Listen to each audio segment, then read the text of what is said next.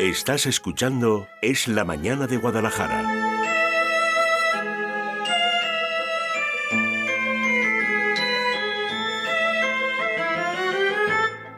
1:08, martes 4 de septiembre, nos metemos ya en terreno histórico de la mano de José Luis Solano, que hoy ya nos avanzaba al principio que nos iba a hacer retroceder en el tiempo, en su máquina del tiempo.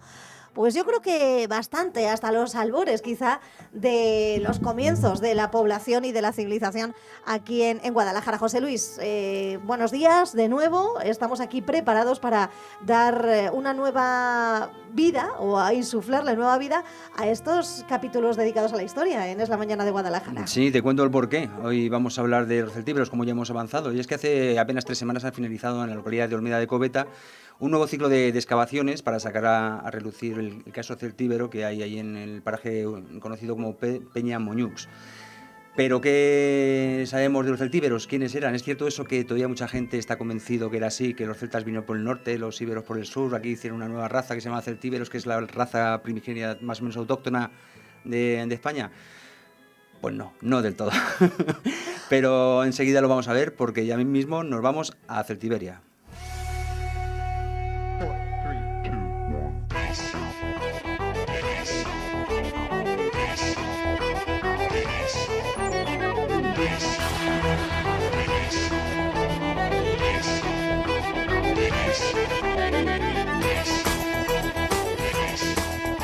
Pues desde la actualidad, desde pleno siglo XXI, mirando hacia atrás en el tiempo para descubrir, como decíamos, los orígenes, los nuestros, también, por supuesto, los suyos, enraizados o arraigados en esas épocas. ¿Dónde tenemos que remontarnos para empezar a hablar de lo que son los celtas, los celtíberos? Pues para presentarte a las partes contratantes, íberos y celtas, nos tenemos que ir primero más o menos al siglo X antes de Cristo, que es cuando empiezan a comenzar a venir estas oleadas de pueblos íberos, que no se sabe todavía muy bien si venían del norte de África, si venían del este del Mediterráneo, si venían del Cáucaso, pero el caso es que se implantaron por aquí en una ancha franja a lo largo de todo el Mediterráneo, de la península ibérica, hasta el estrecho de Gibraltar e incluso hasta más o menos donde está hoy Huelva. Toda esa franja pues, mediterránea y atlántica eran íberos, que eran unos pueblos que basaban su subsistencia pues, en la agricultura, la ganadería, la caza, pero que tenían cierto nivel de desarrollo, puesto que ya conocían pues, la alfarería torneada, conocían la metalurgia, la minería, y conocían, por supuesto, la moneda, tenían su alfabeto y conocían el comercio que practicaron con griegos. Los griegos, a partir del siglo VII a.C., comenzaron un expansionismo comercial hacia el oeste del Mediterráneo y llegaron aquí a las costas de la península ibérica y los llamaron Iberoi, a los que se encontraron, a estos íberos, que ellos probablemente no tenían ni nombre, el nombre es griego de íberos, ¿no? También, poco después, también llegaron los fenicios, que también se encontraron aquí a los íberos y con ellos también comerciaron, ¿no? Y también le dieron nombre, por cierto, a las tierras que encontraron, llamándole Isapanya, que es de la raíz del nombre de Hispania, que es la raíz del nombre de España. O sea, tenemos una raíz fenicia seguramente, ¿no? A pesar de que hay otras teorías, ¿no? En fin, volvemos aquí a aquella zona y ya hemos ubicado a los íberos en el tercio este peninsular. Cuando llevaban aquí los íberos un tiempo, pues llegaron los celtas. Los celtas, estos sí se sabe que venían del occidente de Europa y se implantaron no solo en el norte de la península ibérica, como casi todo el mundo cree, sino que se implantaron en las dos Castillas, se implantaron en prácticamente todo Aragón, parte de Cataluña, todo Portugal, la mitad de Andalucía, la mitad occidental, se expandieron Extremadura. con ganas, sí, vamos. Es decir, vamos a ver, si trazamos fueron los que más penetración tuvieron, ¿no? En la zona de la península ibérica, quizá. Sí, a lo mejor es porque les interesaba a los íberos estar más cerca del mar para el tema del comercio y a los otros pues porque tenían otro modo de vida, ya que eran unas culturas muy guerreras los celtas, ¿no? También basaban su economía en la agricultura y la ganadería, pero no les dolían prendas en saquear al vecino si procedía a hacerlo, ¿no? Si trazamos así una línea imaginaria que puede ir desde Marsella hasta el centro de la provincia de Cuenca, de ahí a la serranía de Andújar y de allí la prolongamos hasta Huelva, se puede decir que a la izquierda quedaría todo celta y a la derecha quedaría todo íbero. Ajá. Y te preguntarás, entonces, ¿los celtíberos? ¿Qué pasa? En la línea. ¿Dónde están? En la fila y en la línea que has marcado. ¿Dónde están? Y sobre todo, ¿quiénes eran o quiénes son? Pues es la misma pregunta que se hicieron los romanos cuando llegaron aquí, porque ellos enseguida vieron en el este peninsular los íberos tal como los habían descrito los griegos, estos iberoi. en el resto de la península ibérica, vieron a los celtas, tal como ya los conocían en Europa, en la Galia, en todo eso, pero había una franja en el este de la meseta oriental, lo que ahora comprendería Soria, prácticamente todo Guadalajara, prácticamente todo Cuenca, parte de Aragón, sur de La Rioja y de Burgos y norte de Valencia y Castellón, en la que se dieron cuenta los romanos que allá había una serie de pueblos que, sin ser celtas y sin ser íberos, tal como los conocían, compartían Rasgos de ambos, ¿no? comunes Claro. a ambos. Claro, entre los propios romanos, aunque les dieron el nombre a falta de anteriores denominaciones de celtíberos, y a Claro, esa porque zona la los Celtiberia. Se llamarían Paco, Pepe, ¿no? Entre Un ellos. nombre así general. Bueno, pero los propios historiadores romanos pues no se ponían de acuerdo sobre el origen de estos mismos. Mira, mientras Apiano del siglo I, que tanto y también describió las guerras celtibéricas, decía que sí, que esos celtíberos eran los descendientes de un mestizaje que había habido entre celtas e íberos. Es decir, Apiano sí defendía la idea, la tesis de la mezcla de la cultural, mezcla ¿no? genética, Al fin y al claro. cabo, claro. Sin embargo, Plinio el Viejo, también del siglo I, decía que no, que estos celtíberos eran los descendientes de los celtas que habían venido desde la Celtici o Celtici, como dirían ellos, ¿no? Esta era una región de Lusitania que estaba en lo que se habla ahora el alentejo portugués, se extendía por el oeste hacia el Atlántico y por el este pues hacia bien entrada la provincia de Ciudad Real. Eso era la Celtici, y Apiano decía que los celtas que la poblaban se habían venido para acá, para el este de Castilla, se habían implantado aquí, y por eso... Y habían desarrollado una línea propia, ¿no? Enseguida En la lo vemos, sí, sucesión. sí. Dicen Pero vamos, que eran celtas, tal como decía Apiano, y que Apiano acuñó el término que yo creo que aún hoy en día es más aceptado para definir a los celtíberos, los celtas de Iberia. Y es que dicen, y esto lo traemos a la actualidad, Apiano que no, muchas Plinio, veces, quiero decir. que muchas veces más que los genes, la genética marca bueno, pues tus características propias, la geografía, el dónde vivas, dónde te desarrolles y También, cuáles por son supuesto. los elementos, ¿no? que te influyan a ti y a tu descendencia. No ¿no? es donde naces, sino donde De paces. dónde paces, claro.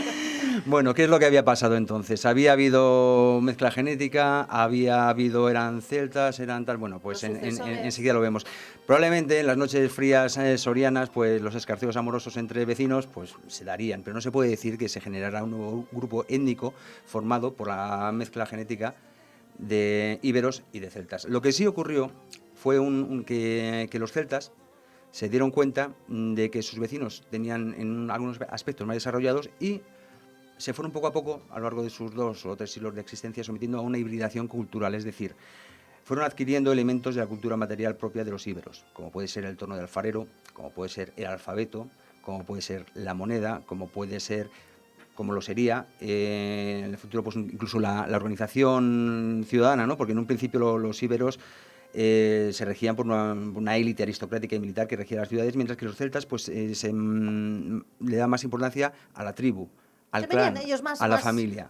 Más a lo vándalo. Sí, algo así. Y Eran los íberos más diferente modo. ordenaditos, ¿no? Entonces, claro, Oye, pues perdóname, es que yo no me puedo quitar de la mente, igual que cuando uno habla del cuerpo humano, aquellos de nuestras generaciones, un glóbulo rojo, te lo imaginas como aquel personaje. Como una ficha del con la parchís. nariz, no, con la nariz deslizada, sí. ¿te acuerdas de Érase una vez el cuerpo humano? Pues era una vez el hombre. Yo, es que según me lo estás contando, veo a los íberos, veo a los fenicios, veo a los celtas Pues dibujados así me con gusta. aquel. Así con me gusta. aquellos Eso rasgos. es que lo estoy haciendo bien. Lo estoy haciendo bien. habría que verlos también por una mirilla, a ver cómo era. No, es cierto que la cultura de los íberos era como más refinada, era más. De hecho, el vino de los íberos era muy valorado por los romanos cuando llegaron para acá. Se dieron cuenta que aquí se hacía un muy buen vino, mientras que los celtas, por ejemplo, pues eran más dados a la caelia, a ese antepasado de nuestra cerveza actual. Ya salían por ahí de caelias.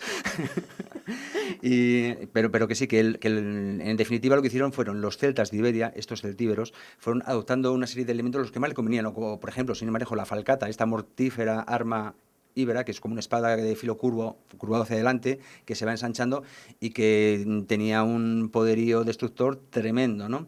Entonces, todo esto a lo largo de los siglos hizo que los celtíberos se fueran generando su propia cultura.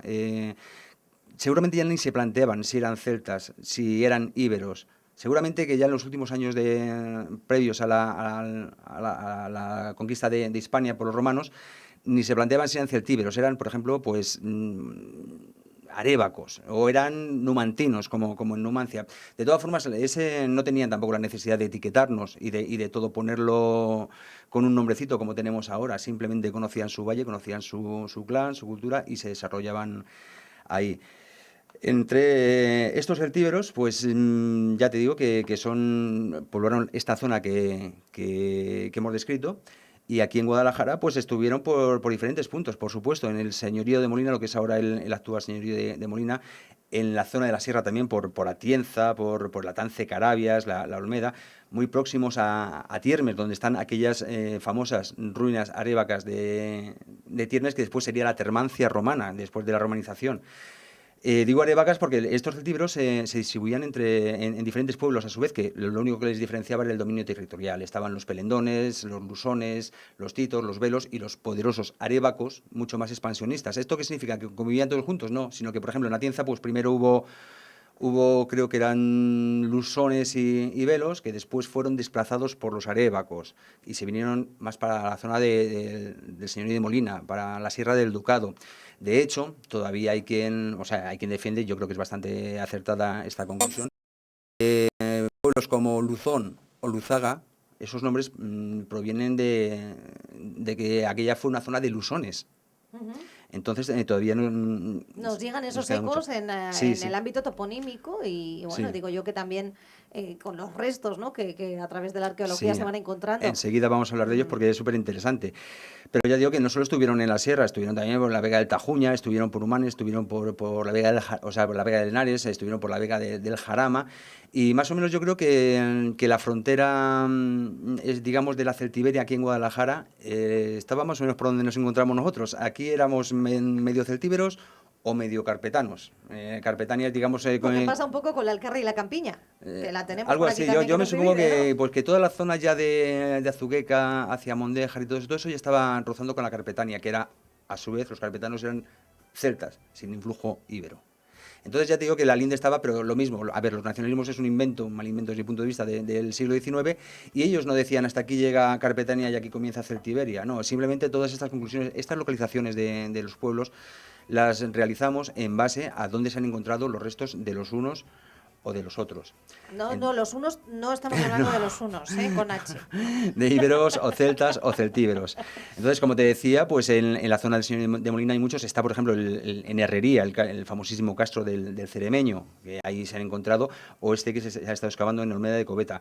¿Qué eran estos castros? Bueno, pues eran las localizaciones, los pueblos de estos celtíberos y más o menos obedecían a una misma organización estructural. Es decir, puestos en lo alto de un cerro amesetado, cerca de algún cauce fluvial, amurallados y supuestamente con infraestructuras defensivas como pueden ser torres o estas piedras que clavaban para impedir el avance del enemigo. Y intramuros de estos pueblos pues se organizaban en base a varias calles principales en las cuales se ponían las viviendas adosadas y que normalmente tenían el muro posterior pegado a la muralla, es decir, la muralla era parte del muro de la vivienda. En su interior estaban distribuidas en tres zonas, digamos la que daba a la calle principal, que era un poco como el taller, como donde trabajaban sus cosillas estos celtíberos, la del medio, que era el hogar donde se comía, donde se dormía, donde se convivía con la familia, y la más interior, que era una especie de granero y almacén de herramientas. El resto de todo ello se ha encontrado pues, en todos estos lugares y restos de toda esta cultura celtibérica que llegó a ser una verdadera piedra en el zapato romano. ¿Más que aquella aldea gala? Por supuesto, mucho más. Bueno, ahora concluyes tú. Vamos, en el zapato habría que decir en la cáliga romana. La cáliga era, digamos, esta sandalia que usaban los gladiadores. Sí. Y que tanto gustaba de niño calzar a Cayo Tulio César Augusto Germánico, por lo cual de adulto le llamaron Calígula. Ah, mira. Sí. Lo que te decía, una auténtica piedra en el zapato de la cáliga, porque de todos es conocida la resistencia numantina, sí, que claro, bien cerquita de aquí tuvo lugar, y que estas guerras celtibéricas dieron lugar al Senatus Populusque Romanus a tomar una serie de determinaciones que aún nos afectan no solo a los que estamos aquí, sino a todo el mundo occidental, como puede ser el hecho de que el año empiece el 1 de enero. Me encantan las curiosidades que nos cuentas, José Luis. Sí, me gusta mucho. Pues mira, esta es muy, muy curiosa. El año romano tradicional empezaba en los idus de marzo, con la primavera. Supongo que asimilándolo... No le sentaron muy bien precisamente a Julio César. Al ciclo natural. No le sentaron muy bien a los generales previos a Julio César. Julio César murió en los idus de marzo. Bueno, cuídate de los oídos de Marzo, le decían los oráculos. Desconocía el dato, ¿no? Sí, pero sí. pero cuando murió ya estaba el calendario juliano precisamente en nombre a su honor, implantado desde el 45-46 a.C. Bueno, ¿qué pasaba en los oídos de marzo? Además de comenzar el año romano, las celebraciones religiosas y todo esto, era cuando se nombraban todos los cargos administrativos, entre ellos los cónsules que habían de ir a provincias a organizar la provincia o a organizar la conquista de esa provincia. ¿Qué pasaba en el caso de Hispania? Pues que llegaban los idus de marzo, se nombraba el nuevo cónsul del año, y en lo que el cónsul se pertrechaba y iba organizando tal, se plantaba en Hispania ya ha entrado el verano. En lo que aquí en Hispania empezaba a guerrear con los poderosos celtíberos, porque no olvidemos que era gente muy aguerrida y muy beligerante. Bueno, pues nos plantábamos ya casi a finales de verano, principios de otoño, y a partir de ahí la climatología y la orografía empezaba a jugar una baza muy importante en favor de los celtíberos. Claro. Una nevada en Soria te pilla a la séptima legión y Pues lo mata de gripe. Como les pasó a las tropas alemanas. En Asediando la Unión Soviética. Claro. Pues algo así, ¿no? ¿Qué pasó? Los romanos que no eran tontos, pues le pidieron al Senado, los generales romanos, que dijeron, oiga, que aunque el año comience en los idus de marzo, el nombramiento de los cónsules que se adelante por lo menos 2 o 3 meses, ¿no? Para que cuando queramos comenzar a batallar estemos en primavera, no casi en otoño, y así se hizo. Finalmente, como decíamos antes, Julio César dijo, bueno, pues no, que mira, que el año va a comenzar ahora en enero, no en marzo. Se siguieron celebrando los actos religiosos de los idus de marzo y todo esto, pero el año a partir de entonces comenzó en enero. Después de las reformas es el calendario que seguimos manteniendo, gracias o por culpa de los celtíberos, en todo el mundo occidental. Entonces, lo de los cambios de hora ya vino después. Ya vino después. No vamos a echarle lo de la culpa adaptación del calendario juliano al calendario gregoriano ya vino después de... Pero fíjate qué curiosidad, porque ya digo que eran gente muy aguerrida y eran gente que como decíamos, desarrollaron una cultura que fue muy poderosa. Duró 2 o 3 años, terminaron con ella los romanos, que incluso después, por ejemplo, después de la toma de Numancia, como culmen a la romanización y realizada por Publio Cornelio Escipión Emiliano, no confundir con Publio Cornelio Escipión el africano, que era su abuelo. ¿Cómo le vamos a confundir? No, es que era el primero era, o sea, el segundo, Publio Cornelio Escipión, alias el africano, era un general y político que fue el que venció a Aníbal Barca en la batalla de Zama, ¿no? Sin embargo, el nieto, Publio Cornelio Escipión Emiliano, fue el que venció a los numantinos en Numancia, pero no es conveniente confundirles aunque fueran de la misma casta. Bueno, pues como te decía, ya cuando se terminó la conquista de Hispania, resulta que la propia Numancia fue repoblada por tribus celtíberas. Claro, esto no es decir, ya somos romanos y a partir de todo, no, después hay un periodo de adaptación y todo esto. Que fueran o no fueran el origen de un nuevo grupo étnico, no sé qué, bueno, pues vamos a ver, si es que el español de hoy en día tenemos sangre de todos los lados. Lo que se ha puesto de moda ahora, el análisis genético, casi casero, ¿no? Que uno se lo puede hacer en casa. Pues y apaños van los que quieran hacer el árbol genealógico en este país, porque aquí tenemos, como hemos visto, tenemos sangre celta, tenemos sangre íbera, tenemos seguramente fenicios y griegos, dejaron por aquí su impronta, por supuesto, romanos, que romanos eran desde los que había hasta el muro de Adriano, es decir, casi en Escocia, sí, hasta te puedes imaginar que Constantinopla. No sé, es decir, aquí cuando decimos que aquí hubo romanos, nos tenemos que imaginar gente prácticamente de toda Europa. Después musulmanes, después visigodos, después, bueno, es decir, lo del mapa genético del español es un galimatías apasionante, bueno, por supuesto. Dicen que las mejores mezclas o los mejores resultados salen de las mezclas, ¿no? Al fin y al cabo. Y en este caso, pues podemos decir que los españoles somos fruto. Por supuesto. Crisol de razas, como se dice. Efectivamente, de las conquistas geográficas de nuestra tierra. Sí. Y hoy en por día, supuesto, toda la aportación de Hispanoamérica a raíz del siglo XVI, todo el mestizaje que hubo allí, que se venía para acá, todo esto es muy importante tener en cuenta. En fin, este ha sido mi reportaje de este verano histórico, al cual aquellos interesados pueden acceder en el Heraldo de Henares.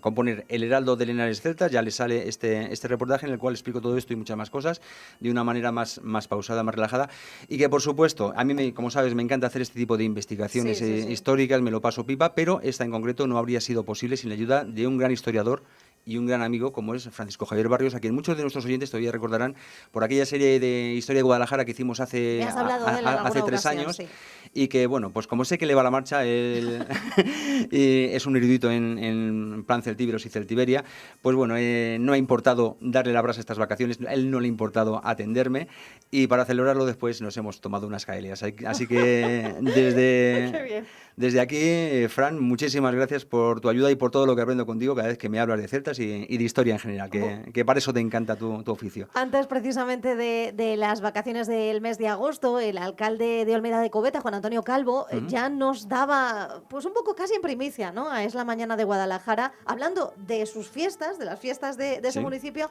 el avance de la excavación de ese castro celtibérico, que oye, para los vecinos también supone un orgullo, pues como ha pasado con Caraca, Sí. más o menos.